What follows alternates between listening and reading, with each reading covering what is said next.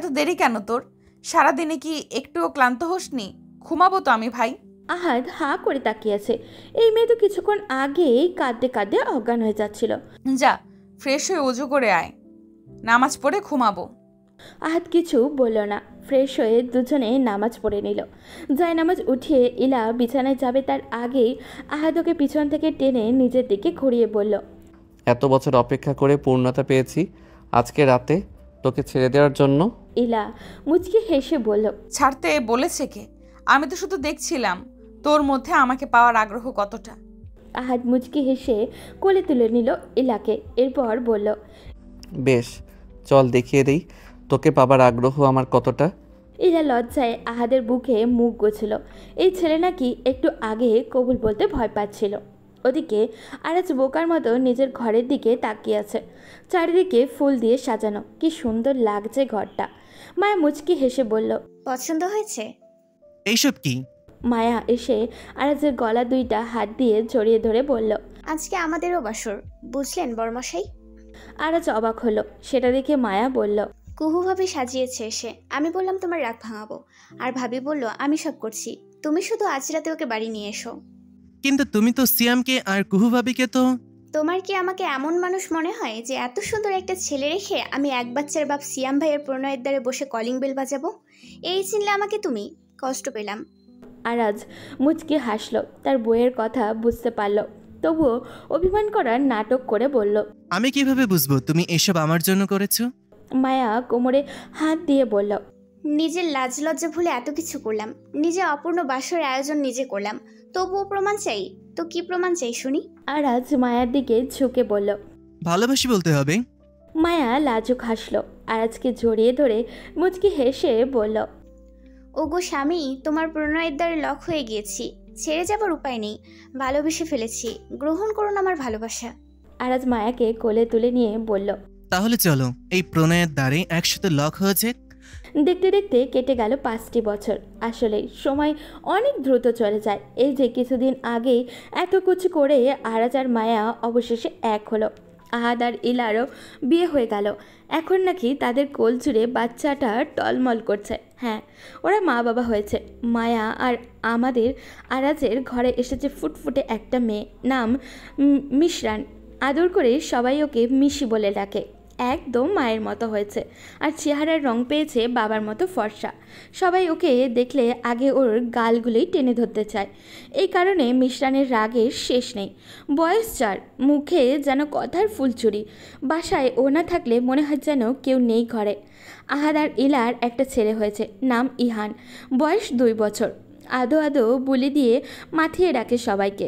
দায়ানের আজও কোনো খবর নেই। তানিশা অবশ্য বেশি একটা পাত্তা দেয় না।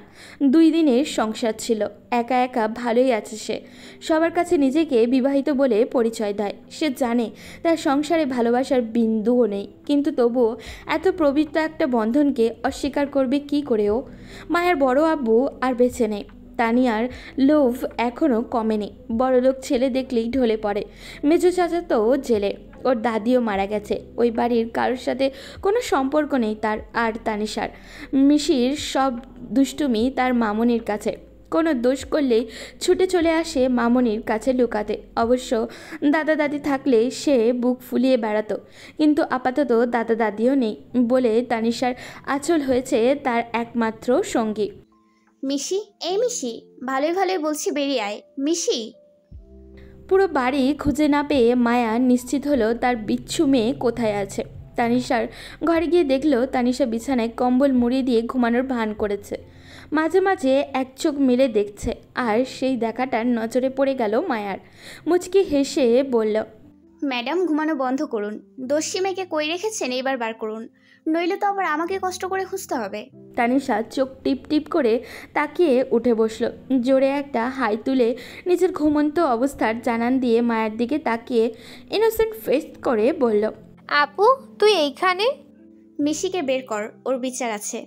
তানিশা পাশে কম্বল থেকে মাথা বের করে একবার তাকালো মিশি, পুনরায় ঢুকে গেল কম্বলের নিচে। মিশি, জানি না তো কোথায়, আমি তো মাত্র ঘুম থেকে উঠলাম। মায়া কোমরে হাত দিয়ে রাগান্বিত স্বরে বলল, দেখ তানিশা, বের কর ওই মেয়েকে। আমি যদি খুঁজে পাই আমি কিন্তু ওকে আরো বড় শাস্তি দিব। শাস্তির পরিমাণ বেড়ে গিয়েছে শুনে নিজেকে আর আড়াল করল না মিশি। কম্বল থেকে বের হয়ে দ্রুত গতিতে মাকে পাশ কাটিয়ে দিয়ে দিল এক দৌড়। চোখের পলকে এই মেয়েকে এইরকম উদয় হওয়াতে তাজ্জব বনে গেল তানিশা আর মায়া। মায়া তানিশার দিকে কড়া চোখে তাকিয়ে দৌড়ালো মিশির পিছনে। মিশির ভাগ্য ভালো থাকায় একদম গিয়ে বাবার সামনে পড়ল। আরাজ কোলে তুলে নিল মেয়েকে। মায়াকে আসতে দেখে মিশি তার বাবার গলা জড়িয়ে ধরল। মায়া রেগে গিয়ে এসে বলল, নামা ওকে, আজ ওর একদিন কি আমার একদিন। কি হয়েছে আমার মেয়ের? কি করেছে? ফ্রিজে আইসক্রিমের বক্স অর্ধেকের বেশি খালি করে রেখে দিয়েছে। এরপর অসুস্থ হলে কে দেখবে ওকে? আরাজ কিছু বলার আগেই মিশি মাথা উঠিয়ে বলল, তুমি দেখবে মা, তাই না বাবা? আরাজ মুচকে হাসল। হ্যাঁ, আমিও দেখব। পাশে থেকে তানিশা বলল, দরকার পড়লে আমিও দেখব, আমারও সমস্যা নেই। মায়া আরও একবার কড়া দৃষ্টি নিক্ষেপ করলো আরাজের দিকে। এরপর যেতে যেতে বলল, তোলো আরো মাথায়। এরপর অসুস্থ হলে মা করলে আমি কিন্তু আসবো না বলে দিচ্ছি। আরাজ মুচকি হেসে মিশিকে তানিশার কাছে দিয়ে নিজের বইয়ের মাথা ঠান্ডা করার উদ্দেশ্যে ওর পিছু পিছু রওনা দিল। ঘরে এসে দেখলো মায়া বিছানা গুছাচ্ছে। আরাজ মুচকি হেসে কাছে গিয়ে বলল, কি করেছে বউ? মায়া হাতে থাকা বিছানার ঝাড়ুটা ফেলে দিয়ে বলল, তুমি কেন বুঝতে পারছো না আরাজ? ওকে এখন থেকে এত প্রশ্রয় দিলে ভবিষ্যতেও মাথায় চড়ে বসবে।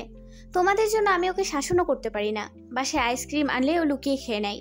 কি করব আমি ওকে নিয়ে বলো তো? রাগ করে না বউ, এতটুকু বাচ্চা থাকুক না। যখন সময় হবে আমি নিজে ওকে শাসন করব। আর তুমি ওর জন্য নিজের চাকরি ছেড়েছ, ও কি করে খারাপ হবে বলো? মায়া আরাজকে জড়িয়ে ধরে বলল, আমি চাকরি ছেড়েছি আমার এই পুরো পরিবারের জন্য। আমার কোনো আফসোস নেই, কারণ আমার লক্ষ্য পূরণ হয়ে গেছে। শুধু ভয় একটাই, ডায়ানের ফিরে আসার। এখন তো আবার ওর কেসটাও চাপা পড়ে গেছে। অযথা ভয় পাচ্ছ। ডায়ান এই জীবনে আর দেশে ফিরবে না, মিলিয়ে নিও। এইসব নিয়ে ভয় পেও না। আর মিশিকাকেও বকা দিও না। এখন একটু খাবার রেডি করো প্লিজ, খুব খিদে পেয়েছে। চলো। ইহানকে কোলে বসিয়ে টিভি দেখছে ওর দাদু। ইহান ছেলেটা হয়েছে একদমই বাবার মতো শান্তশিষ্ট। মায়ের ছটফট করার গুণ সে পায়নি। চেহারা তো যেন বিদেশি বাচ্চা, চুপচাপ নিজের মায়ের কথা শুনে। দাদুর কাছে তো সব সময় লেপ্টে থাকে। ইলার বোনেরও বিয়ে হয়ে গেছে, পড়াশোনা করছে সে। ইলার মা বাবার দায়িত্ব এখন নিজেই নিয়েছে। প্রায় সময় যায় দেখা করতে, বিশেষ করে ইলার শ্বশুর। সুযোগ পেলেই বিআইনের কাছে দৌড়ায় গল্প করার জন্য। সাথে ইহানকেও নিতে ভুলে না। আমার আব্বু কি টিভি দেখছে? ইহান বাবার কথায় টিপ টিপ করে তাকালো। আদো আদো বুলি আওড়ে বলল, টিভি। আহাদ মুচকি হেসে ছেলের কপালে চুমো দিল। বাবার সাথে কিছুক্ষণ কথা বলে উপরে নিজের ঘরে চলে গেল। ইলা ঘর গোছাচ্ছিল, সেই সময় আহাদের দিকে নজর পড়তেই বলল, এত তাড়াতাড়ি চলে আসলে যে, কি হয়েছে? আহাদ গিয়ে বিছানায় টান টান হয়ে শুয়ে পড়ল। সিলিং ফ্যানের দিকে তাকিয়ে দীর্ঘ নিঃশ্বাস ফেলে বলল, আজকেও একজন নিরপরাধকে জেলে ঢুকিয়ে এলাম। ইলা আহাদের পাশে গিয়ে বসল। অনেক তো হলো, এবার চাকরিটা ছেড়ে দাও না। বাবার বিজনেসটা ধরো। বাবার তো বয়স হচ্ছে নাকি? বাবার কাজের দায়িত্ব না হয় নিলাম, নিজের জন্য তাই বলে কিছু করব না এমন তো না। বাবাকে আমি সাহায্য করি না সেটা বলিনি, কিন্তু এইভাবে অন্যায়কে সাপোর্ট করে তো তুমি নিজেও সুখে নেই। মায়া আর আরাজ স্যার এইসব থেকে নিজেকে সরিয়ে নিয়েছে, আমিও সরিয়ে নিয়েছি। তোমাকে এত বললাম, তুমি তো কথাই শুনছো না। অন্য কোথাও জব অফার পেলে যাব, কিন্তু এত জায়গায় অ্যাপ্লাই করলাম, কেউ ডাকছে না। ইলা তাচ্ছিল্যের সুরে হেসে বলল, হবেই তো, ওদের আত্মীয়দের অবৈধভাবে কাজ করাতে হবে না। তুমি গিয়ে ওদের তোষামোদি করো, ঠিক তোমাকে চাকরি দিয়ে দিবে। যাই হোক, অনেকবার তো বললাম, প্রতিবারের মতো এইবার কাজে লাগবে না জানি। তাই আমি খাবার রেডি করছি, খেতে আসো। আর শোনো, রাতে তাড়াতাড়ি এসো, আগামীকাল তো মিশির জন্মদিন, ওখানে যেতে হবে। মিশি তো বলে দিয়েছে ভাইয়া না হলেও কিছুতেই কেক কাটবে না। মেয়েটা অনেক মিষ্টি হয়েছে। আচ্ছা ইলা, আমরাও এমন একটা মেয়েকে আনতে পারি না? সিয়াম ভাইয়েরও তো একটা মেয়ে হয়েছে, মেয়েটা কি সুন্দর কথা বলে। আমরাও তো নিতে পারি আরেকটা বাচ্চা। সব সময় সাপেক্ষ, তবে তুমি সৎ পথে টাকা উপার্জনের সন্ধান পাও, তখন না হয় দেখা যাবে। ইলা উঠে নিচে চলে গেল। আহাদ আরও একবার শটান হয়ে শুয়ে পড়ল। বিড়বিড় করে গাইতে লাগলো, রাজার রাজ্যে সবাই গোলাম, করতে হবে রাজার সুনাম, না হয় তোমার কল্লা যাবে, বিরাট কঠিন শাস্তি পাবে। বাবাকে পুরো বাড়ি নিজের ছোট ছোট পায়ে খুঁজে বেড়াচ্ছে মিশি, কিন্তু নিজের ঘরে খুঁজতে ভুলে গেছে। তাই এখন হাতে চকলেট নিয়ে যাচ্ছে ওদের ঘরে। গিয়ে দেখলো বাবা বিছানায় বসে ফোন চালাচ্ছে। মিশি হাতের চকলেটটা বিছানায় রেখে বিছানার উপরে ভর দিয়ে উঠে বাবার মাথার কাছে গিয়ে ডাকলো। আরাজ মেয়েকে দেখেই মুচকি হেসে কোলে তুলে নিল, গালে চুমু দিয়ে বলল, আমাজান কি করছো তুমি চকলেট হাতে নিয়ে? মিশি বাবার কোলে বসে চকলেটটা খুলে বাবার মুখের সামনে ধরে বলল। নাও খাও। আরাজ মুচকি হেসে চকলেটটা সরিয়ে দিয়ে বলল, মিশিরানি তো তার চকলেট আর আইসক্রিমের ভাগ কাউকে দেয় না, আজকে এত দরদ দেখানোর কারণ? আজকে তো আমার জন্মদিন, আবার তুমি কালকে মায়ের থেকে আমাকে বাঁচিয়েছো, এই জন্য। কালকে মা অনেক রেগেছিল, খুব বকা খেতাম। মেয়ের গলা শুনে ঘরে আসলো মায়া। মিশি হাতের চকলেটটা দ্রুত লুকিয়ে ফেলল, কিন্তু ওর মা যে আগেই দেখে ফেলেছে। কোমরে হাত দিয়ে মায়া মিথ্যা রাগ দেখিয়ে বলল, চকলেট নিয়ে ঘুরছিস কেন তুই? কই পেলে এই চকলেট? আরাজ তুমি দিয়েছো? তোমাকে না নিষেধ করেছিলাম? মিশি আবার বাবা ভক্ত খুব। বাবা তাকে যেহেতু গতকাল বাঁচিয়েছে, সেই হিসাবে হলো আজকেও তার নিজের বাবাকে বাঁচানো উচিত বলে সে মনে করে। সেই কারণে বাবার কোল থেকে নেমে হাতে চকলেট নিয়ে মায়ের শাড়ি টেনে বলল, ও মা, বাবাকে বকো না, আমি এনেছি চকলেটটা, দাদু দিয়েছে আমাকে। মায়া হাঁপ ছাড়ল। এত সব মানুষ থাকতে সে যে নিজের মেয়েকে এইসব খাওয়া থেকে কিছুতেই আটকাতে পারবে না, এটাই বুঝতে পেরে গেছে। মিশি কোলে নিয়ে গালে চুমু দিয়ে বলল, আজকে না তোমার জন্মদিন? নিচে ভাই এসেছে, আবার দীপ ভাই ও রিমিও এসেছে, যাও খেলা করো। মিশি মুচকি হাসল। মায়া ওকে নামিয়ে দিতেই দৌড়ে চলে গেল ঘর থেকে। মায়া আরাজকে দেখে বলল, তোমার সাথে আমার কথা আছে আরাজ। আরাজ উঠে দাঁড়ালো, ড্রেসিং টেবিলের সামনে গিয়ে হাতে ঘড়ি পড়তে পড়তে বলল, বলো প্রিয়তমা, তোমার কথা শোনার জন্য আমি সব সময় ফ্রি। আহাতকে বলেছো তুমি আমেরিকায় থাকার ব্যাপারে খোঁজ নিতে? বাড়ি দেখতে বলেছো সেখানে? দ্রুত শিফট হতে চাও আমাদের নিয়ে? আরাজ মায়ার সিরিয়াস ভাবে বলা কথাটি সিরিয়াসলি না নিয়ে বলল, হ্যাঁ বলেছি। কিন্তু কেন আরাজ? আমরা তো এখানেই ঠিক আছি। ঠিক নেই মায়া, দেশের অবস্থা ভালো না। এই দেশে মেধাবীর কোনো মূল্য নেই। আমি যা করেছি আমার মেয়ের ভবিষ্যৎ ভেবে করেছি, ওর ভালোর জন্য করেছি। এখনই চলে গেলে মিশি ওই পরিবেশের সাথে অনেকটাই নিজেকে মানিয়ে নেবে। এমনটা কেন ভাবছো তুমি? এই দেশকে ছেড়ে থাকতে পারবে তুমি? এই দেশে যে আর থাকার মতন পরিস্থিতি নেই মায়া। 55% কোঠা দিয়ে এখন সরকারি চাকরি হবে, অর্থাৎ যাদের কোঠা আছে তাদের লাভ। মেডিকেল প্রশ্ন ফাঁস হয়, সিট কেনা, অবৈধ জায়গা দখল করা, এইসব তো আছেই। প্রতি মাসে বিজনেসের জন্য এক্সট্রা টাকা দিতে হয় লোকদের, আর নইলে ওরা এসে থ্রেট দিয়ে যায়। আমি যদিও ভয় পাই না, কিন্তু বাবার জন্য কিছু বলতেও পারি না। বাবার একটাই কথা, আমি এত বছর থেকে দিয়ে আসছি, তুইও দিবি, কোনো ঝামেলা আমি চাই না। চোখের সামনে এত অন্যায় কি আদৌ সহ্য করা যায়? কিন্তু মায়াকে বলতে না দিয়ে আরাজ মায়ের কাঁধে হাত রেখে বলল, কোনো কিন্তু নয় মায়া, আমি যা সিদ্ধান্ত নিয়েছি ভেবে চিন্তে নিয়েছি। এই নিয়ে পরে কথা হবে তোমার সাথে, আপাতত নিচে যাই। আরাজ মুচকি হেসে চলে গেল। মায়া আরাজকে কিছু না বললেও ব্যাপারটা যে মেনে নিয়েছে তেমন না। যেই দেশে ছোট থেকে বড় হয়েছে সেই দেশ ছেড়ে কীভাবে থাকবে সে সারা জীবন? না, এটা সম্ভব না। আরাজকে অনুষ্ঠান শেষ হলে বুঝিয়ে বলতে হবে। এই তো আমাদের মিশি সোনা চলে এসেছে। মায়ের কথায় সিঁড়ির দিকে তাকালো দীপ। মিশিকে পেলেই ওর পিছনে লাগতে চলে যায় সে। নিজের পরিকল্পনা মতো আজকেও গেল মিশিকে উত্ত্যক্ত করতে। কিরে মুটকি, আজকে নাকি তোর জন্মদিন? মুটকি শব্দটা শুনলেই মাথার তরতর করে আগুন চলে যায় মিশির। কোমরে হাত দিয়ে গাল ফুলিয়ে বলল, ভাইয়া তুমি আমাকে মুটকি বলবে না, আমার বাবা বলে বডি শেভিং খুব খারাপ একটা বিষয়, আমি মামাকে বলবো। দীপও বেশ অ্যাটিটিউড নিয়ে বলল, বল, আমি কি ভয় পাই নাকি তোর মামাকে? পাশ দিয়ে গুটি গুটি পায়ে মিশির কাছে এসে দাঁড়ালো ইহান। মিশিকে তার ভীষণ পছন্দ, খুব ভালোবাসে সে তার আপুকে। সুযোগ পেলেই মা বাবাকে বলে মিশি আপুকে এনে দাও। মিশিকে নামতে দেখে ও ছুটে চলে এসে ওর কাছে। আপু আপু। মিশি তাকালে তার ভাইয়ের দিকে। ভাইকে দেখে তার ভীষণ ভালো লাগে, একদম লেপ্টে থাকে সবসময় মিশির সাথে। তার উপরে কোনো দুষ্টুমিও নেই। ভাই তুই এসেছিস, চল আমার সাথে, আমরা থাকবো না এখানে। দীপ ভাইয়া খারাপ, চল আমরা রিমিয়াপুর কাছে যাই। দীপ ভাইয়া তোমাকে আর জন্মদিনে কেক দিব না, দেখো। আমাকে কেক না দিলে ওই কেক তুইও খেতে পারবি না, নষ্ট করে দিব আমি। সেই সময় আরাজ আসলো। বাচ্চাগুলোকে একসাথে কথা বলতে দেখেই এগিয়ে আসলো সে। পাশে থাকা ইহানকে কোলে নিয়ে বলল, কি ব্যাপার দীপবাবু, কেমন আছো? আব্বু আম্মু কোথায়? মিশিকে জন্মদিনের শুভেচ্ছা দিচ্ছিলে বুঝি? দীপ মুখ ভেঙচি দিয়ে বলল, ওকে শুভেচ্ছা দিতে আমার বয়েই গেছে। আমি তো এখানে এসেছি আমার ভাগের কেক খেতে। তারপর দীপ চলে যাবে সেই সময় মিশি বলল। হ্যাংলা। দীপ সেটা শুনে তেড়ে আসে মিশিকে মারতে। অমনি মিশি নিজের বাবাকে জড়িয়ে ধরে। মিশিকে নিয়ে সবাই গেল কেক কাটতে। একে একে সবাই ওকে ঘিরে ধরল। হ্যাপি বার্থডে গানে মুখরিত হলো চারপাশ। কেক কাটার পর প্রথমে খাওয়ালো ওর দাদা দাদিকে, তারপর মা বাবাকে। সেই সময় কেউ একজন দরজার দিক থেকে হ্যাপি বার্থডে বলতে ঘরে ঢুকছে। সবাই তাকিয়ে দেখে দরজার দিকে কে আসছে সেটা দেখার জন্য। দায়ানকে দেখে অবাক হয়ে তাকিয়ে রইল সবাই সেই দিকে। এই সময় এখানে দায়ানকে কারোরই কাম্য নয়।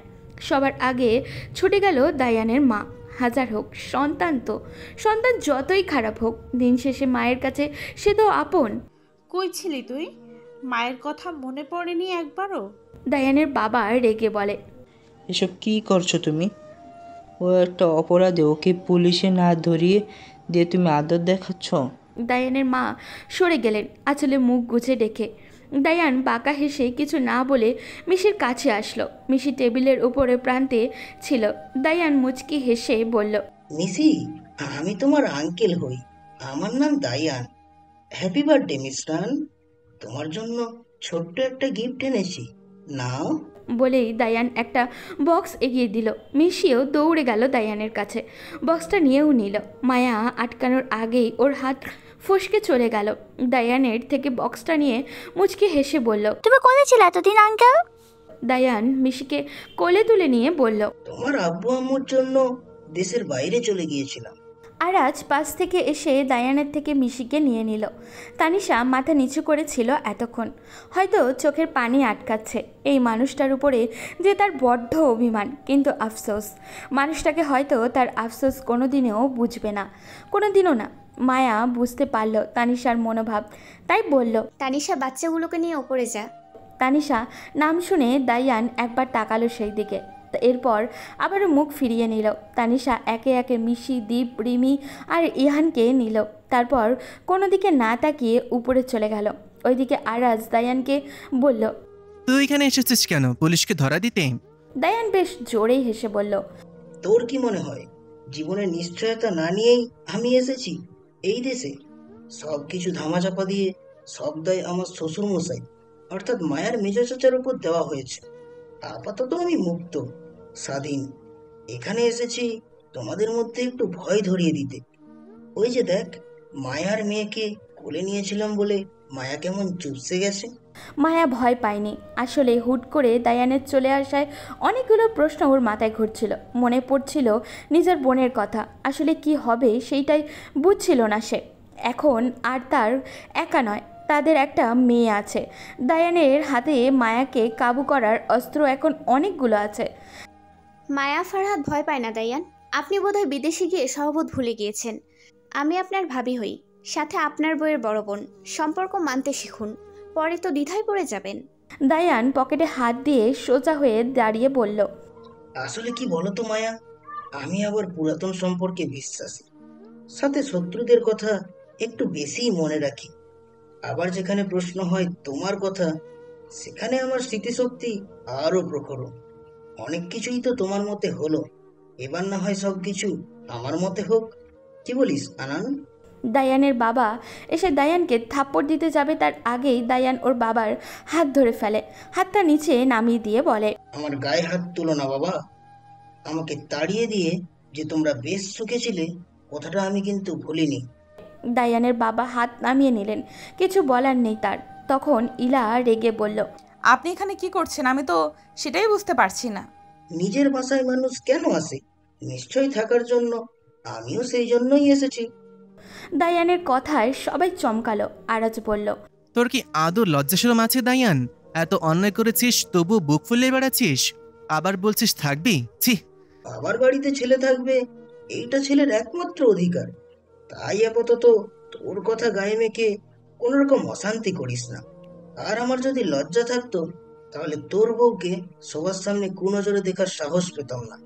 বলেই দায়ান গটগট করে হেঁটে চলে গেল নিজের ঘরের দিকে। তাকে দেখে মনেই হচ্ছে না সে যে এই কিছুদিন আগে কাপুরুষের মতো পালিয়ে গিয়েছিল। চারিদিকে তার নামে ছিছি হচ্ছিল। আরাজ তেড়ে ওর দিকে যেতে নিলে মায়া আটকে দিয়ে বলে, এখন আমরা কি করবো আরাজ? আপাতত গেস্টদের খাওয়া দাওয়ার ব্যবস্থা করে ওদের বিদায় করে দিই, বাকি কথা না হয় পরে হবে। চিন্তা করো না মায়া, কিচ্ছু হবে না।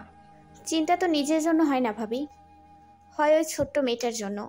বলে উপরে ঘরের দিকে তাকালো মায়া, যেখানে তানিশা আছে। তানিশা দায়ানের ঘরেই থাকে আর বাচ্চাদের নিয়ে ও সেখানেই গেছে। ওরা খেলছিল আর তানিশা বসে নিজের অনিশ্চিত ভবিষ্যতের কথা ভাবছিল। এমন সময় দীপ বলল, এখানে আমার ভালো লাগছে না, আমি আম্মুর কাছে যাব। বলে ঘর থেকে বেরিয়ে গেল। তানিশা আটকাতে যাবে এই সুযোগে মিশিও দীপের পিছু পিছু চলে গেল। রিমি আর ইহান যেহেতু ছোট, ওরা গুটি গুটি পায়ে আস্তে আস্তে পিছনে যাচ্ছিল। তানিশা দরজার কাছে গিয়ে ওদের আটকাবে অমনি দায়ানের বুকের সাথে ধাক্কা খেল সে। মাথা উঁচু করে দায়ানকে দেখে দরজা থেকে সরে দাঁড়ালো। দায়ান ঘরে আসলো, হাতের ঘড়িটা খুলতে খুলতে বলল, এই ঘরে থাকো তুমি? তানিশার উত্তর দেওয়ার ইচ্ছা করছিল না, কিন্তু কোথাও একটা গিয়ে মনে হলো যার পরিচয় থাকে সেই বাসায় তাকে এতটা ইগনোর করাটা ভুল হবে। তানিশা উত্তর দিবে, তবে নির্ভয়ে খোঁচা মেরে উত্তর দিবে, হ্যাঁ, যে বিরক্তিকর অযাচিত সম্পর্কে বাধা পড়েছি তার সম্মান রক্ষার্থে আর নিজের বাবার করা কাজের প্রায়শ্চিত্তের জন্যই থাকা। যেই সম্পর্ক তোমার কাছে বিরক্তিকর সেই সম্পর্কে থাকার কি প্রয়োজন?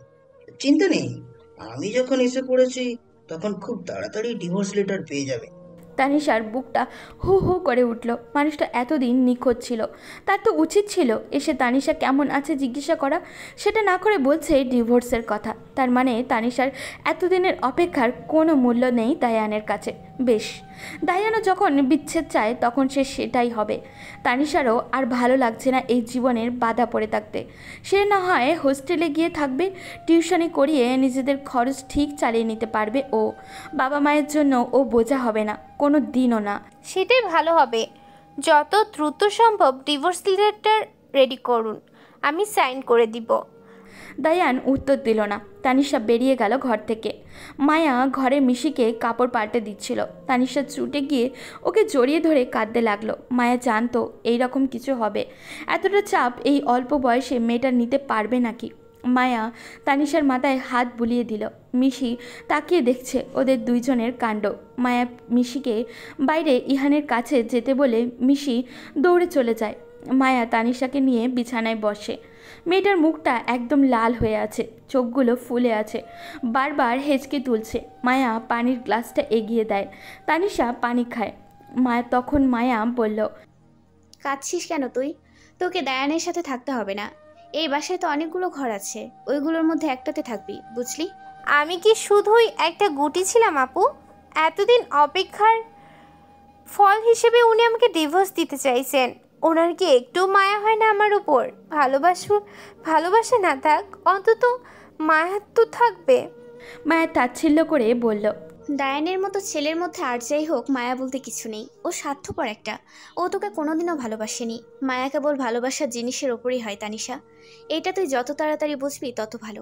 আর আজ মিশিকে কোলে নিয়ে ঘরে ঢুকছিল। সেই সময় মায়া আর তানিশার কথা শুনে ফেলে।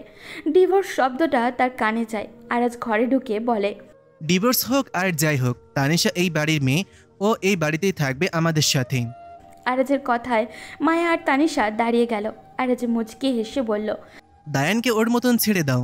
আমি ওর বড় ভাইয়ের জায়গা থেকে বলছি তানিশা, তুমি আমাদের সাথে থাকবে, কোনো চিন্তা নেই তোমার। তাহলে তো হয়েই গেল। এইবার আমার বোনের মুখে হাসি চাই। মিশি বাবার কোল থেকে নেমে তানিশার কাছে গিয়ে দুই হাত বাড়িয়ে ওর কোলে উঠতে চাইল। তানিশাও মুচকে হেসে কোলে তুলে নিল মিশিকে। মিশি তানিশার চোখের পানি মুছে বলল, মামুনি তুমি কেঁদো না, আমি তোমাকে ভালোবাসি। তানিশা হাসলো। মিশির গালে চুমু দিয়ে বলল, আমার মিশি থাকতে মামুনির কোনো কষ্টই হতে পারে না। বাইরে তীব্র বৃষ্টি। ব্যালকনিতে দাঁড়িয়ে হুট করে আসা এই বৃষ্টি উপভোগ করছে মায়া। মিশি ঘুমিয়েছে। আরাজও এখনও আসেনি, সবাই ঘুমিয়ে গেছে। জুলাইয়ের আকাশটা আজকের এই রকম বিষণ্ণ কেন সেটাই ভাবছে দাঁড়িয়ে দাঁড়িয়ে। হুট করে তার চোখ পিছন থেকে কেউ একজন ধরল। মায়া জানে এটাই আরাজ, তাই মুচকি হেসে বলল, আমি কখনো ভাবতে পারিনি জানো, আমার মতো কেউ এতটা ভালোবাসতে পারে।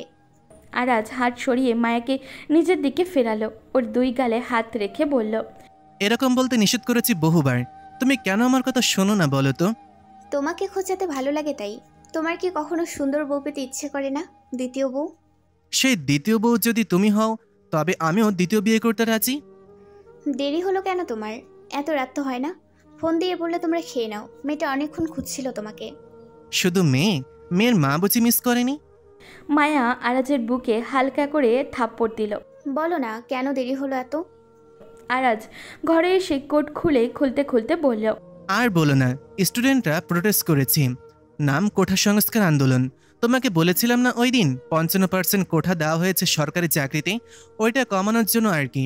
এই জন্য রাস্তায় প্রচুর জ্যাম, বুঝলে? এইবার খেতে দাও বউ, ভীষণ খিদে পেয়েছে যে। মায়া কোটটা ঠিক জায়গায় রেখে দিয়ে বলল, তুমি ফ্রেশ হও, আমি দিচ্ছি। গ্রিলে হাত দিয়ে দাঁড়িয়ে আছে আহাদ। আসার পর থেকেই মূলত মন মরা হয়ে আছে সে। ইহানকে ঘুম পাড়িয়ে বিছানায় শুইয়ে দিয়ে আহাদের পাশে এসে দাঁড়ালো ইলা, ওর হাতে হাত রাখলো। আহাদ ইলার দিকে হতাশার চোখে তাকালো। ইলা বলল, কিরে, আমি না তোর বেস্ট ফ্রেন্ড? হ্যাঁ, হয়তো সংসার করি, বাচ্চা হয়েছে, এই কারণে সবাই বলেছে বলে তোকে তুমি বলি, কিন্তু সবার আগে তুই তো আমার ফ্রেন্ড। তাহলে আমার কাছে নিজের মনের কথা শেয়ার করছিস না কেন? আহাদ ইলাকে জড়িয়ে ধরে বলল, শেষ পর্যন্ত নিজের জেদকে বলি দিয়ে দিলাম ইলা, চাকরিটা ছেড়ে আসলাম।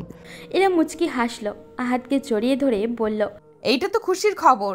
আমি অনেক খুশি হয়েছি। সেই কবে থেকে আমি বলছি চাকরিটা ছাড়তে, অবশেষে যে তোমার সুবুদ্ধি হয়েছে সেটাই তো অনেক।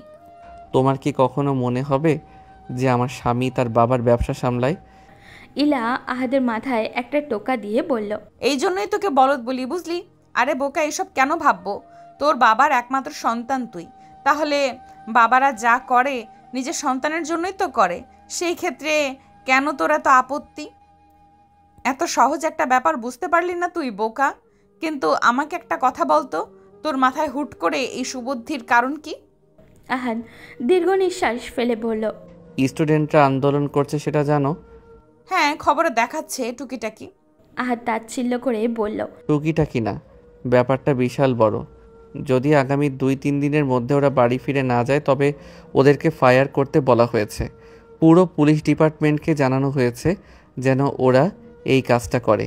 আমি মানতে পারিনি কথাটা। আমি সেনাবাহিনীতে থাকলেও আমার গায়ে লেগেছে ব্যাপারটা। বাচ্চা বাচ্চা ছেলে মেয়েগুলো, ওরা তো ন্যায্য দাবি করছে, তার জন্য ওদের কবরে পাঠিয়ে দেওয়ার বুদ্ধি করা হবে। এতটা জঘন্য মানুষ কি করে হতে পারে? ওরাও তো কারো বাবা, কারো সন্তান। তাহলে 2 দিন পরে যে সেই নির্দেশ আমাদের ডিপার্টমেন্টকে করা হবে না তার কি গ্যারান্টি? আর আমাদের সেনাপ্রধান যেই রকম মানুষ, আমাদেরকে বাধ্য করবে ওনার নির্দেশ পালন করতে। ইলা আটকে উঠল সবটা শুনে। মেরে ফেলা হবে সবাইকে, সাংঘাতিক। হ্যাঁ, তুমি ভালো করেছো, ঠিক আছে, কিন্তু ওই বাচ্চাগুলোর কি হবে আহাদ? ওরা কি সত্যি ওদেরকে মেরে ফেলবে? জানি না। একটু আগে প্রধানমন্ত্রী ভাষণ দিলেন, দেখলে তো কি বলল? ভাষা দেখেছো? ছি, উনি নাকি একটা দেশের প্রধানমন্ত্রী, এই উনার ভাষা। আরাজ স্যার দেশ ছাড়ছে, আমার মনে হয় আমাদেরও তাই করতে হবে। এইভাবে বলো না, দেখি না আগে কি হয়। আমি তো দোয়া করব যেন বাচ্চারা সব ঠিক থাকে, শয়তানদের মাথায় যেন আল্লাহ সুবুদ্ধি প্রেরণ করে। দেখা যাক কি হয়। বাবু ঘুমিয়েছে? এইবার চলো, তুমিও শুয়ে পড়ো। কালকে বাবার সাথে মিলে একসাথে দুজন অফিসে যাবে, বুঝলে? আহাদ হাসল। ওদিকে ছাদের এক কোণায় দাঁড়িয়ে একা বৃষ্টি বিলাপ করছে তানিশা। দুঃখগুলো সব বৃষ্টির পানিতে ধুয়ে যাচ্ছে যেন। হালকা লাগছে তার, কান্নাগুলো আড়ালে হয়ে যাচ্ছে। বৃষ্টির পানি আর তার কান্না মিলেমিশে একাকার হয়ে গেছে। দায়ান সেই সময় ছাদে এসেছিল, সেও হয়তো বৃষ্টি দেখতে অথবা একা একা বৃষ্টিতে ভিজতে এসেছিল। ছাদের কোণায় এক নারীকে দেখে কেন যেন চোখগুলো আটকে গেল তার। এই নারীটা তার বড্ড চেনা, তার স্ত্রী। হ্যাঁ, তার স্ত্রী তানিশা ছাদের এক কোণায় দাঁড়িয়ে বৃষ্টি বিলাপ করছে। দায়ান ভিজতে ভিজতে সেখানে গেল। তানিশার পাশে নিশ্চুপ হয়ে দাঁড়িয়ে রইল। কিছুক্ষণ নীরব ভূমিকা পালন করলো দুইজন একসাথে দাঁড়িয়েও যেন একা, বিশাল দূরত্ব তাদের মধ্যে। নীরবতা ভেঙে দায়ান জিজ্ঞাসা করলো, আমি চলে যাওয়ার পর আমাকে ঘৃণা করার স্বার্থে তোমার তো এই বাড়ি ছেড়ে চলে যাওয়া উচিত ছিল, গেলে না কেন? তানিশা হেসে বলল, ঘৃণা না, এই জন্মে আর সেটা সম্ভব না। ঘৃণা যদি আসতো, সত্যি আমি আপনার এই ঘরে এতগুলো বছর একা একা কাটাতে পারতাম না। আমার এতদিনের অপেক্ষার, এতদিনের জমানো ভালোবাসার এই প্রতিদান দিলেন আপনি। আমাকে ডিভোর্স দিতে চাইছেন। দায়ান দূরে সরে গেল, রেলিংয়ে হাত রেখে বলল, আমি তো এখানে ছিলামই না। আমার জন্য তোমার মনে ভালোবাসা জন্মালো কি করে? লজিকলেস কথাবার্তা বলো না, বিরক্ত লাগে শুনতে। তানিশা চুপ থাকলো, তারপর হঠাৎ জোরে জোরে হাসতে লাগলো। দায়ান বুঝল না কারণটা কি, সে দাঁড়িয়ে রইল। তানিশা একটু পর এসে দায়ানের শার্টের কলার ধরে নিজের দিকে টেনে নিল। আমার ভালোবাসা আপনার কাছে লজিকলেস? অবশ্য হবেই তো, নিষ্ঠুর মানুষ আপনি, কাপুরুষ একটা।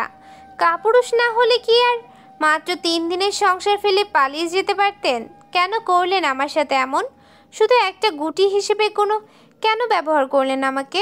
আমি যে এখন আপনাকে ভালোবেসে ফেললাম, তার দায় কে নেবে?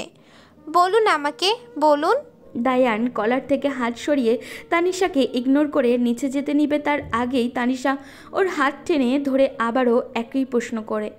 দায়ান বিরক্ত হয়ে সব কিছু বলবে তার আগেই তানিশা অজ্ঞান হয়ে দায়ানের কোলে ঢলে পড়ে। দায়ান থমকে যায়। কি হলো হুট করে মেয়েটার? গায়ে হাত দিয়ে দেখলো জ্বর এসেছে তানিশার। দায়ানও ওকে কোলে তুলে ঘরের দিকে নিয়ে যেতে লাগলো। ঘরে এনে তানিশাকে শুইয়ে দিল। মায়া সেই সময় তানিশার ঘরের পাশ দিয়ে যাচ্ছিল। দায়ান ওকে দেখতে পেয়ে ডাক দিল, আর তানিশা এতক্ষণ বৃষ্টিতে ভিজে জ্বর এসেছে সবটা বলল। মায়া তড়িঘড়ি করে ঘরে ঢুকে তানিশার কাপড় বদলে দেয়। সেই সময় নিজের ঘর থেকে মিশির কান্নার আওয়াজ পায়। হয়তো জেগে গেছে মেয়েটা। মায়া পড়ে যায় বিপাকে। একদিকে মেয়ে কাঁদছে আর একদিকে ওর বোন অসুস্থ। দায়ান মিশির গলার আওয়াজ পেয়ে ব্যালকনি থেকে ঘরে এসে মায়াকে বলে, তুমি মিশ্রণের কাছে যাও, আমি ওকে দেখছি। মায়া উত্তর দেয় না, বেরিয়ে যায় ঘর থেকে। দায়ান তানিশার কাছে বসে জলপট্টি দিয়ে দেয় আর ভাবে, কাউকে না দেখে শুধুমাত্র একটা কবুল বলার মাধ্যমে কি তাকে আদৌ ভালোবাসা যায়?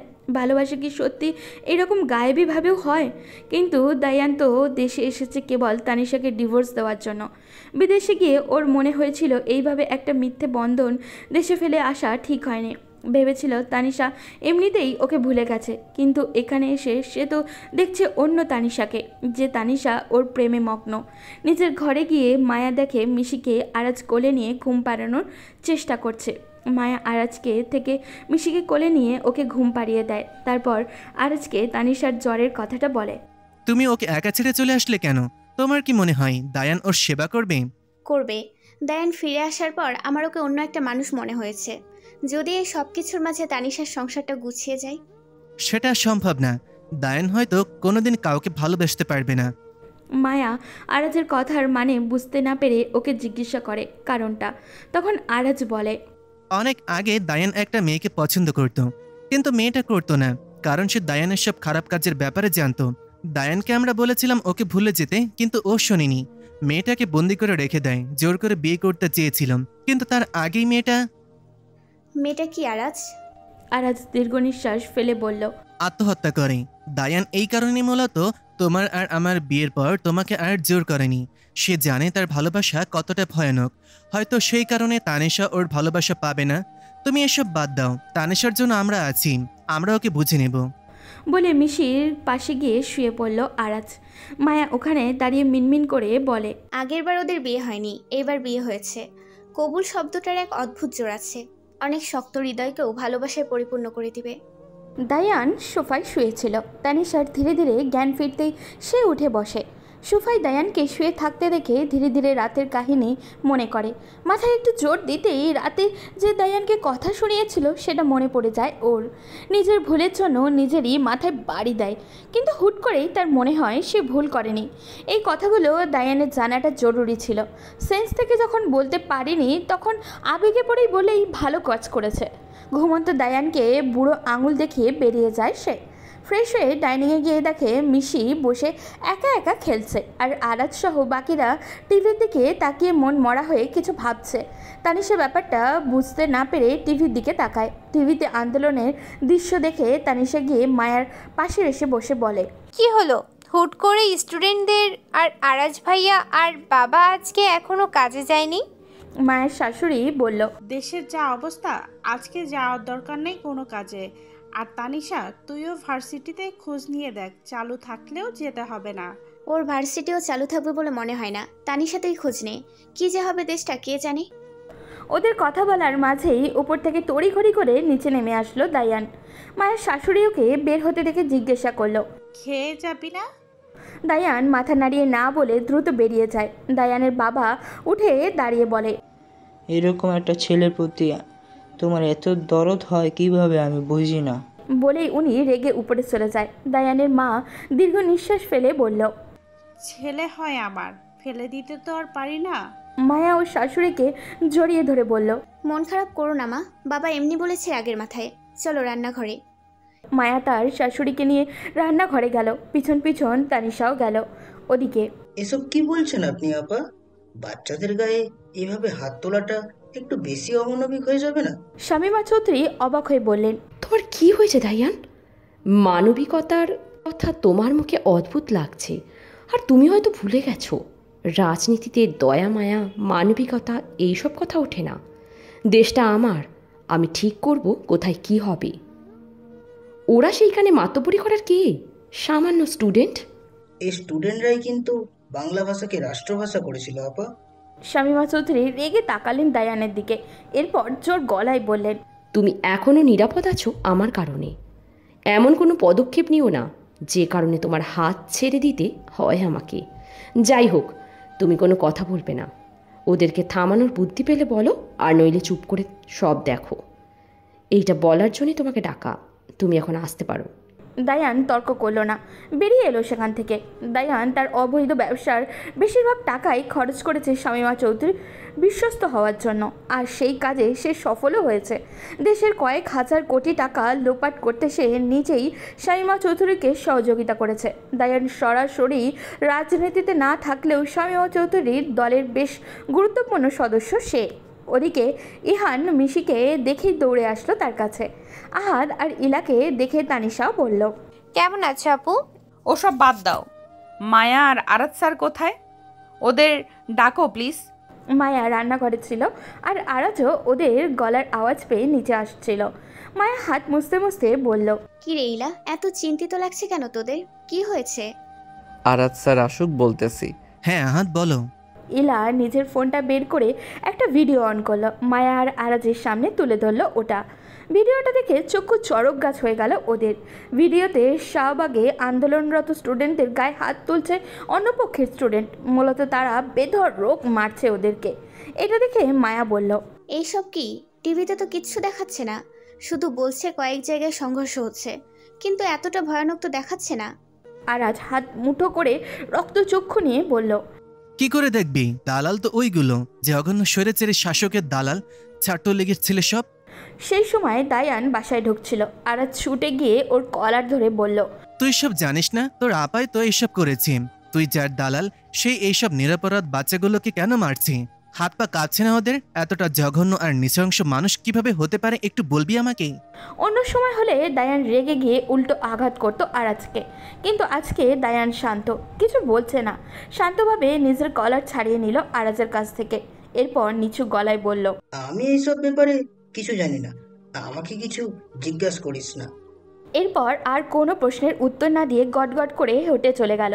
আরাজ সেই দিকে তাকিয়ে বলল, জানিস জানিস সব জানিস, তুইও তো ওই স্বৈরাচারের শাসকের দালাল, পাঁচাটা গোলাম কোথাকার।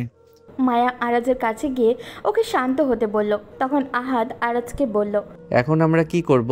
আপাতত আমাদের কিছু করার নেই, আমাদের দেখতে হবে স্টুডেন্টের পরের ধাপ কি হয়। ওরা যদি ভয় পেয়ে পিছিয়ে যায় তাহলে তো সব শেষ, আর যদি এগিয়ে যায় তবে তবে কি মায়া? আরাজ মায়ার বাকি কথা সম্পূর্ণ করে বলল, তবে আমরা গিয়ে ওদের বাঁচাবো। ওরা লড়াই করছে আমাদের ছোট বাচ্চাদের একটা সুন্দর ভবিষ্যৎ দেওয়ার জন্য, আর আমরা লড়াই করব ওদেরকে বাঁচানোর জন্য। প্রয়োজন হলে মরবো, তবুও ওদের হাত ছাড়বো না। এখন আর আমরা তো সেনাবাহিনীর কোনো গণ্ডির মধ্যে আবদ্ধ নেই, এখন আমরা স্বাধীন।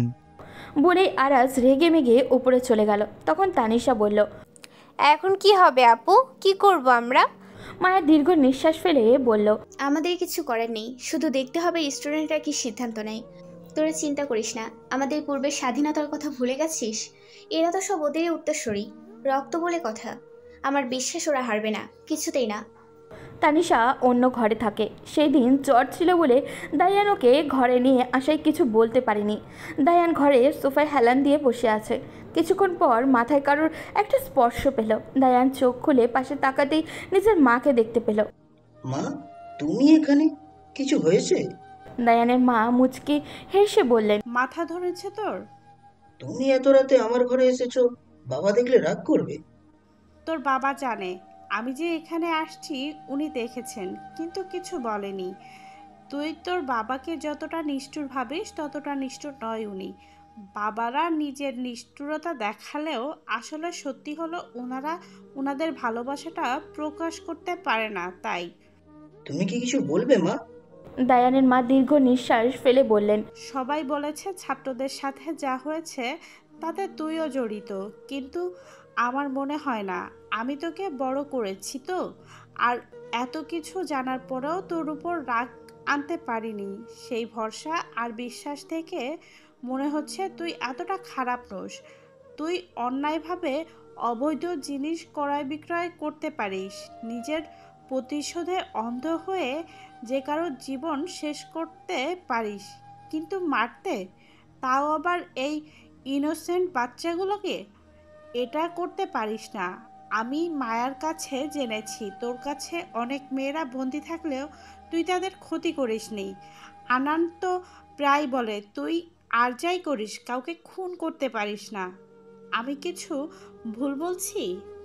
দায়ান কিছু না বলে ওর মায়ের কোলে শুয়ে পড়ল। ওর মা মুচকি হেসে ছেলের মাথায় হাত বুলিয়ে দিতে দিতে বললেন, অনেক তো অন্যায় করলি বাবা। তোর অন্যায়কে মেনে নিয়ে তানিশা এখনো তোর সাথে সংসার করার অপেক্ষায় আছে। আমি এখনো আছি আমার দুই ছেলেকে একসাথে বুকে জড়িয়ে ধরার জন্য। এসব কাজে কেন জড়ালি বাবা? আমি শুধু আরাজের থেকে বেস্ট হতে চেয়েছিলাম মা, আর তানিশাকে ডিভোর্স দেওয়ার জন্যই আমি দেশে ফিরে এসেছি। কাজলের সাথে আমি যা করেছি সেটা আমি ভুলতে পারবো না। ও আমার জন্যই মৃত্যুকে বেছে নিয়েছে। আমি যে আর কাউকে এইরকম কিছুর জন্য ঠেলে দিতে পারবো না মা। আনান তোর বড় ভাই, ভাইয়ের সাথে কিসের কম্পিটিশন বাবা? আর কলেজের কথা, হ্যাঁ ও তোর জন্য মরেছে ঠিক, কিন্তু ওর তো উচিত ছিল একবার হলেও লড়াই চালিয়ে যাওয়ার চেষ্টা করা। ও হেরে গিয়ে মৃত্যুকে বেছে নিয়েছে। ও চাইলেই পারতো তোকে সঠিক পথে এনে তোকে শুধরে দিতে, কিন্তু ও তোকে এটা অপছন্দ করতোই যে। আচ্ছা যাই হোক, তখন থেকে ওর অপছন্দর কারণটা আমরা জানতাম না, এখন জানি। তোকে কেউ কিছু করতে পারবে না বাবা। হায়ার্স তোকে তোর সাজা পাইয়ে দিতে পারে, আর আমার মনে হয় এটা তোর পাওয়া উচিত। দায়ান অবাক হয়ে বলল, মা তুমিও? দায়ানের মা ছেলের গালে হাত রেখে বললেন, আর অপরাধ বাড়াস না বাবা। অন্যায়কে সাপোর্ট করতে গিয়ে কোনো মৃত্যুর খেলায় জড়িয়ে যাস না। অন্তত তানিশাকে আমি এইটুকু বলতে পারবো, ওর স্বামী শাস্তি পেলেও ফিরে আসবে। এমন কিছু করিস না যাতে ওই আশাটাও চলে যায়। দায়ান উত্তর দিল না। দায়ানের মা ছেলের মাথায় একবার হাত বুলিয়ে চলে গেলেন নিজের ঘরে। আমি বললাম আমাকেও নিয়ে যেতে, গেলে না। আমি কি আগে কখনো রিস্কের কাজ বা প্রাণবাজি রেখে কোনো কাজ করিনি নাকি? আরাজ মায়ের অভিমান দেখে হেসে বলল, তুমি চলে গেলে আমার মিশিমা কাঁদবে। আজকে তুমি থাকো, পরের বার যখন যাব তোমাকে নিয়ে যাব, প্রমিস। মায়া আরাজের হাতে একটা ব্যাগ ধরিয়ে দিল, যেখানে অনেকগুলো বিরিয়ানির প্যাকেট আর পানির বোতল আছে। এই কয়টা হবে তো? অনেকগুলো বাচ্চা যে। সিয়াম ভাই, আহাদ ওরাও আনছে। শেষ হয়ে গেলে ওইখানের হোটেলগুলো থেকে কিনে আনবো। চিন্তা করো না, এখন আসি। মায়া মুচকি হেসে বলল, বাচ্চাগুলোর খেয়াল রেখো। তোমার সব সিদ্ধান্তে আমি তোমার পাশে আছি। আরাজ মুচকি হেসে মায়ের কপালে চুমু দিল। এদিকে সিয়াম তার মেয়ে রিমির কপালে চুমু দিয়ে বের হতে নিবে, সেই সময় কুহু এসে বলল, আমার ভীষণ ভয় লাগছে, তোমার কি যেতেই হবে? আমি তো কেবল খাবার দিতে যাচ্ছি, এইটাই তোমার এত ভয়? তাহলে একবার ভাবো, যারা লড়াই করছে ওই মা বাবাদের কি ভয় হচ্ছে? সেই সময় দীপ আসলো ওর বাবার কাছে, বেশ ফিটফাট হয়ে বলল, বাবা আমি রেডি, চলো। তুই কোথায় যাবে? দীপ বেশ ভাব নিয়ে বলল, আমাকে কি তুমি মিশির মতো বোকা ভেবেছ? আমার অনেক সাহস, সেটাই দেখানোর জন্য তোমার সাথে যাব। কুহু দীপকে কোলে নিয়ে বলল, না, তোমাকে আর সাহস দেখাতে হবে না, তুমি যাও গিয়ে বোনের সাথে খেলো। বোন তো হারিয়ে যাচ্ছে না, গেলে কি হয় বাবার সাথে? তোদের ভালো রাখার জন্য তোদের বড় ভাই বোনেরা লড়াই করছে। ওরা যখন সামলাতে পারবে না তখন আমি নিজে তোকে নিয়ে যাব, বুঝলি? দীপ উত্তর দিল না, মুখ গোমরা করেই রাখলো। সিয়াম বিদায় নিয়ে বেরিয়ে গেল। ওদিকে আজ কেন জানি আহাদকে যেতে দিতে মন চাইছে না ইলার। বারবার মনে হচ্ছে আজকেই হয়তো আহাদের সাথে তার শেষ দেখা, কিন্তু সেটা কেন হবে? ওরা তো একা যাচ্ছে না, সাথে সিয়াম ভাইয়া আর আরাজ স্যারও আছে। মনকে বারবার বুঝিয়ে পারছে না সে। আহাদের বাবা এসে ইলাকে বলল, আহাদি রেডি হয়েছে মা। ইলা তড়িঘড়ি করে শাড়ি সামনের দিকে টেনে নিয়ে বলল, হ্যাঁ বাবা, ও ওয়াশরুমে গিয়েছে, এখনই আসবে, তুমি বসো না। আহাদও বের হলো সেই সময়। ইলার শ্বশুর ছেলেকে বলল, শোনো বাবা, আমাকে একটু ইলামায়ের বাড়িতে নামিয়ে দিয়ে যাস তো। দেশের এই অবস্থা, বেআই বেআইনের কি অবস্থা দেখতে হবে। চল একসাথে বের হই। হ্যাঁ চলো বাবা। আহাদ বের হতে নিলেই ইহান কান্না শুরু করে দেয় বাবার কোলে আসার জন্য। আহাদ আটকে গিয়ে ইহানকে কোলে নেয়। ইহানও একটু শান্ত হয়। তখন আহাদের বাবা বললেন, তুই ওকে সামলে আয়, আমি গাড়িতে বসছি। আহাদ মাথা নাড়িয়ে হ্যাঁ বলে। ইহান একটু থামলে ওকে ইলার কোলে দেয় আহাদ। ইলা মন মরা হয়ে আছে। আহাদের ব্যাপারটা চোখে পড়তেই বলে, কি হয়েছে আমার বাবুর আম্মুর? ইলা আহাদের হাত ধরে বলে, আজকে না গেলে হয় না, ভয় লাগছে আমার। কিসের ভয়? আমার মরে যাওয়ার? ইলা আহাদের হাত ছাড়িয়ে নিয়ে অন্যদিকে মুখ করে। আহাদও তখন ইলাকে জড়িয়ে ধরে বলল, আরে পটি মাছ, চিন্তা করছো কেন? আমরা খাবার আর পানি দিতে যাচ্ছি, আন্দোলন করতে নয়। আর আমি তো সেনাবাহিনীর লোক ছিলাম, সবাই তো আমাকে চিনে, কেউ কিছু করবে না আমার। আমি সব সময় যেখানেই থাকি না কেন আমার অনুপস্থিতি কখনো অনুভব করো না। আমি তোমাদের সাথেই থাকবো সারাটা সময়, শুধু আমাকে একটু ফিল করতে হবে। ভয় পেও না, তোমার সাথে বুড়ো বয়স কাটাবো কথা দিয়েছি, কথার খেলাপ আমি করি না।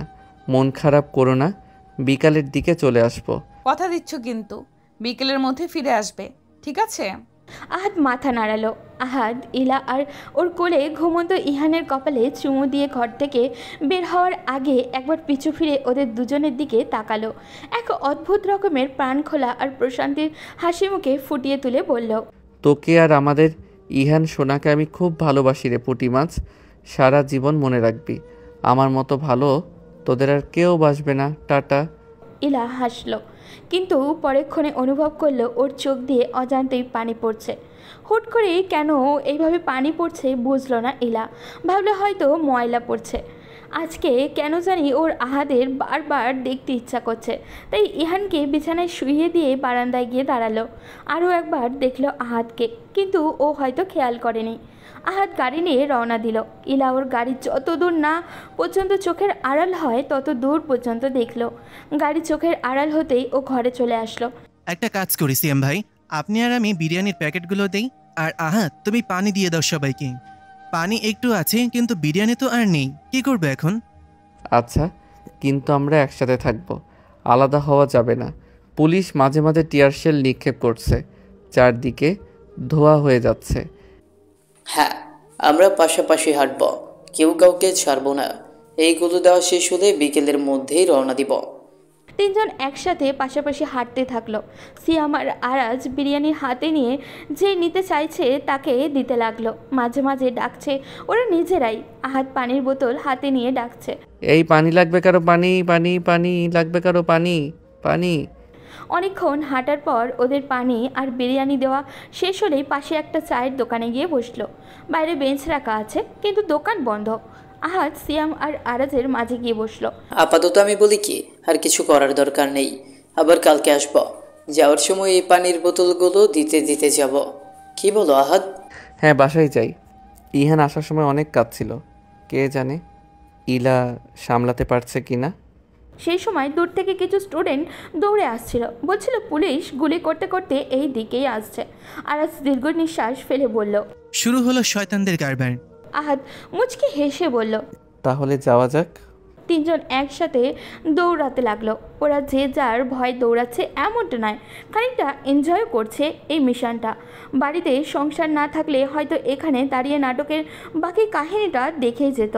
একবার হলেও তো ওই শয়তানগুলোর মুখ দেখতো। হুট করে সিয়াম দেখলো পাশে আহাদ নেই, দাঁড়িয়ে গেল সে। ওকে দাঁড়াতে দেখে আরাজ বলল, দাঁড়ালেন কেন সিয়াম ভাই? সিয়াম পিছনে তাকালো, দেখলো আহাদ নিস্তব্ধ হয়ে দাঁড়িয়ে আছে। আরাজ আর সিয়াম বুঝতে পারছে না। হুট করে আহাদের হাতের পানির বোতলের ব্যাগটা পড়ে যেতে লাগলো। আরাজ কিছু একটা আন্দাজ করে ছুটে গেল সেই দিকে। ওর পিছু পিছু সিয়ামও গেল, কিন্তু ওরা যেতে যেতেই আহাদ পড়ে গেল নিচে। আরাজ গিয়ে ওকে ধরলো। আহাদের মাথার পিছন থেকে রক্ত বেরোচ্ছে, গুলি লেগেছে আহাদের। সিয়াম বলল, গুলি লেগেছে? তুমি দাঁড়াও, আমি একটা রিক্সা নিয়ে আসি। দ্রুত ওকে কাছের হাসপাতালে নিয়ে যেতে হবে। আরাজ কী বলবে কী করবে নিজেও বুঝে উঠতে পারছে না। সিয়ামের কথায় মাথা দোলালো। সিয়াম তাড়াতাড়ি একটা রিক্সা নিয়ে আসলো। আহাদকে খুব দ্রুত পাশের হাসপাতালে নিয়ে যাওয়া হয়। ডক্টর ওকে দেখেই বলল, গুলি লেগেছে? আরাজ মাথা নাড়ালো। তখন ডক্টর বলল, বাঁচবে বলে তো মনে হয় না, দেখি কি করা যায়। আপনারা তৈরি থাকুন, লাশ কিছুক্ষণের মাঝেই পাবেন। আরাজ রেগে ডক্টরের কলার চেপে ধরে বলল, আপনি কি ডাক্তার? এত লাইটলি বললেন যে একটা পেশেন্টের পরিবারকে সে মারা যাবে। সিয়াম আরাজকে ছাড়িয়ে নিল। ডাক্তার উত্তর দিল না। আহাদের রক্তাক্ত দেহটা অপারেশন থিয়েটারে নিয়ে গেল। আরাজ শুধু তাকিয়ে আছে ওটির দরজার দিকে। কখন বের করা হবে আহাদকে? সিয়াম আরাজকে বলল, কোহো ফোন দিচ্ছে বারবার, আমি ধরে নিই। ইরা বা মায়াকে কল করব? এখন না, আরেকটু দেখি। ওটি শেষে আহাদকে বেডে দেওয়া হলে জানাবো, নইলে ওরা চিন্তা করবে তো। সিয়াম উত্তর দিল না। সে কিছু একটা হলেও খারাপটা আন্দাজ করতে পারছে, কারণ সে এইটুকু জানে মাথায় বুলেট লাগলে তার বাঁচার আশা করাটা কল্পনা মাত্র। ডাক্তার বের হলো। আরাজ ছুটে গেল ওনার কাছে। ডাক্তার মাথা নিচু করে বলল, সিয়াম যেটা ভেবেছে সেটাই। ক্ষমা করবেন মিস্টার আরাজ, আমরা পারিনি। আগেই বলেছিলাম মাথায় গুলি লাগলে বাঁচার চান্স কম থাকে। কিছুক্ষণের মধ্যে বডি দিয়ে দিব আমরা। অ্যাম্বুলেন্স আহাদের লাশ নিয়ে যাওয়ার হচ্ছে। সামনের সিটে বসে আছে সিয়াম, আরাজ আর মায়া ওদের গাড়ি নিয়ে সামনে যাচ্ছে। হ্যাঁ, মায়াকে জানানো হয়েছে। মায়া আর কুহু সব জানে। কুহু সরাসরি ইলাদের বাসায় চলে যাবে। তবে ইলা বা ওর শ্বশুর ওরা কেউই এই ব্যাপারে কিচ্ছু জানে না। গিয়ে একেবারে জানানো হবে বলে ভেবেছে আরাজ। কুহুসহ আরাজের মা, বাবা, তানিশা বাকিরা ওইখানে চলে যাবে। কিন্তু যতক্ষণ না আহাদের লাশ যাবে ততক্ষণ ইলাকে যেন কিছু না বলা হয় সেই ব্যাপারে কড়া নির্দেশ দিয়ে দিয়েছে আরাজ। মায়া নিশ্চুপ। আরাজ আজকে সাদা শার্ট পরেছিল। শার্টটা ভিজে আছে রক্তের লাল রঙে, অথচ দুইজন একসাথে থাকলে কত কথা হয় তাদের। চলে আসছি স্যার। ড্রাইভারের ডাকে নড়চড় হলো আরাজের। মায়াকে বলল, চলো মায়া, নামতে হবে। মায়া উত্তর দিল না। আরাজ ওর হাত ধরে ঝাঁকালে মায়া সাড়া দিল। আরাজ নামতে বললে মায়া বলল, তোমরা যাও, আমি একটু পরে যাব। আরাজ বুঝলো কারণটা, কিন্তু সে একা কীভাবে ভিতরে যাবে সেটাও তো বুঝতে পারছে না। ওইটুকু বাচ্চা বাবা হারালো, 5 বছরের একটা সুন্দর সংসার ভেঙে গেল। বাবা হারালেন তার একমাত্র সন্তানকে। কীভাবে ফেস করবে সবাইকে? সিয়াম ওদের গাড়ির জানালার টোকা দিল। আরাজ বলল, মায়া নামতেই চাইছে না। সিয়াম মায়ের পাশের দরজাটা খুলে বলল, মায়া, আহাদের লাশ ভেতরে নিয়ে যাওয়া হচ্ছে, চল। মায়া চোখের পানি আটকাতে পারল না, ঝরঝর করে কেঁদে দিল। মুখে ঢেকে বলল, আমি পারবো না ভাইয়া, পারবো না আমি। আরাজ আমাকে জোর করো না, আমি পারবো না ইলাকে ফেস করতে। আরাজ মায়াকে জড়িয়ে ধরল। নিজের সাথে জড়িয়ে এগিয়ে যেতে লাগলো আহাদের লাশের পিছন পিছন। বাড়ির কাছে যেতেই ভিতর থেকে ইহানের গলার আওয়াজ পেল। বুকটা হু হু করে উঠল মায়ার। আহাদের লাশটা আগে ঢোকানো হলো। ইলা দরজা খোলার শব্দ পেয়ে সেই দিকেই তাকালো। যেহেতু আহাদের লাশের মুখটা ঢাকা দিয়ে রাখা ছিল, এরা ঘুরে তাকালো। লাশ দেখে চমকালো। সোফায় বসে থাকা আহাদের বাবা, মায়ের শ্বশুর, শাশুড়ি, তানিশার সবাই দাঁড়িয়ে গেল। মুখ ঢেকে কাঁদতে লাগলো। ইলা হুট করেই সবার কান্না করার কারণ বুঝতে পারল না। পিছনে মায়া আর আরাজকে আসতে দেখে ইলা ছুটে গেল সেই দিকে। মায়াকে ঝাঁকিয়ে জিজ্ঞাসা করলো, এসব কি রে মায়া? কার লাশ এনেছিস তুই এখানে? কেন এনেছিস? আহাদ কই? সুস্থ হয়েছে কোনোভাবে? আমি ঠিক বুঝেছিলাম যখন দেখলাম সবাই আসছে। কি হয়েছে বল আমাকে। আহাদের বাবা এগিয়ে আসলেন, শক্ত হয়ে কাপড়টা সরালেন লাশের, আর সাথে সাথে মাথার ব্যান্ডেজ দেওয়া আহাদের নিস্তব্ধ লাশটা দেখতে পেলেন। চিৎকার দিলেন একটা। মায়ের শ্বশুর গিয়ে ধরলেন ওনাকে। ইলা পিছন ঘুরে আহাদের এই অবস্থা দেখল, নিশ্চুপ হয়ে এগিয়ে গেল, আহাদের মুখে হাত দিয়ে বলল, কিরে তুই এরকম শুয়ে আছিস কেন? কি শুরু করলি বল তো? এরকম মজা করছিস কেন? কিরে কিছু বল। বাবার চেহারা দেখতে পেয়ে সেই দিকে ছুটে যায় ছোট্ট ইহান। তানিশা আটকে দিল, সে কাঁদতে থাকে, ছোটাছুটি করতে থাকে। আরাজের চোখে পানি। সিয়াম আর কুহু তো ওদের ভালো করেই চিনে না, তবুও ওরা কাঁদছে। ইলাকে গিয়ে ধরল মায়া। ইলা কাঁদতে কাঁদতে বলল, কিরে ওকে উঠতে বল। কিছু বলছিস না কেন? কি হয়েছে ওর? মায়া কাঁদতে কাঁদতে বলল, আহাদ দেশের মানুষের সেবা করতে গিয়ে গুলি খেয়ে মরে গেছে ইলা, আর নেই আমাদের বেস্ট ফ্রেন্ড। ইলা মায়াকে ছিটকে সরিয়ে দিল। মায়া একপাশে পড়েও গেল। আরাজ গিয়ে ধরল ওকে। বাচ্চাগুলো একপাশে দাঁড়িয়ে আছে, তানিশা সামলাচ্ছে ওদের। মায়া উঠে দাঁড়াতেই ইলা বলল, না ওর কিছু হবে না। ওর কেন কিছু হবে? ও তো আন্দোলন করেনি, ও শুধু গিয়েছিল একটু পানি আর খাবার দিতে। এটা তো দোষ না বল। তারপরেও তো যাওয়ার সময় বলল যে ও পুলিশ ডিপার্টমেন্টের চেনা, ওকে কেউ কিছু বলবে না। না, এটা হতে পারে না। ইলা গিয়ে আবারও আহাদের গালে হাত দিয়ে বলল, কিরে ওঠ, তোর ছেলে কাঁদছে, উঠবি না? তোর মুখ তো পুরো ঠান্ডা হয়ে গেছে। ওঠ, তোকে গরম পানি করে দিব, ঠান্ডা লেগে যাবে তোর। কি হলো ওঠ, উঠছিস না কেন? কিরে এই ছেলে, তুই আমার সাথে বুড়ো হবি না বললি? নিজের কথা রাখবি বলেছিস তুই, তাহলে এরকম বিশ্বাসঘাতকতা করতে পারিস না তুই। উঠ বলছি। এই কুহু এসে ইলাকে তুলে ধরল। ইলা নিজের মতো বক বক করেই যাচ্ছে, সরছে না। ওইদিকে ইহানও কাঁদছে। বাচ্চাটার মন হয়তো বুঝতে পেরেছে তার বাবার আদর পাওয়া আর হবে না, তার সব শেষ। এইভাবে মুহূর্তের মধ্যে কিছুক্ষণ আগে বাড়ি থেকে হেসে বেরিয়ে যাওয়া ছেলেটা লাশ হয়ে ফিরে আসলো। কেবল একটা গুলি এসে পুরো সংসারটাকে তছনছ করে দিল। কিন্তু যারা গুলি করেছে ওরা কি বুঝবে? ওরা কিভাবে একটা সংসার ভাঙলো? কখনো জানতে পারবে ওরা কাকে মারলো? কখনো অনুভব করতে পারবে একটা জলজ্যান্ত মানুষকে লাশ হিসাবে দেখার কষ্টটা? আচ্ছা, ওরাও তো মানুষ, তাই না? বুক কাঁপেনি ওদের? নাকি ওরা ভুলেই গেছে আমরা আল্লাহর সৃষ্টির সেরা জীব? শুধু তো আহাদ নয়, আরও অনেককে এইভাবে মেরে ফেলা হয়েছে। না, তারা আন্দোলনে যায়নি, হয়তো বের হয়েছিল কাজের জন্য বা খাবার কেনার জন্য, কারোর মায়ের ওষুধ কেনার জন্য। শেষবার যখন পরিবারের লোকগুলোকে দেখলো, তখন কি ওরা জানতো কিছুক্ষণ পর তাদের সন্তান, তাদের স্বামী, তাদের বাবা, তাদের ভাই লাশ হয়ে আসবে? আহাদকে কবর দেওয়া হলো। মায়া আর আরাজ পাশাপাশি বসে আছে। ইলাকে কুহু নিয়ে বসে আছে। আরাজ মায়াকে ইলার কাছে যেতে বলল। মায়া গিয়ে ইলার এক পাশে বসলো, চোখের পানি মুছে বলল, হ্যালো ভিউয়ার্স, শেষ সিজন খুব দ্রুতই আপলোড করা হবে। আমাদের সাথে থাকার জন্য আপনাদের অসংখ্য ধন্যবাদ। সবাই ভালো থাকবেন, সুস্থ থাকবেন।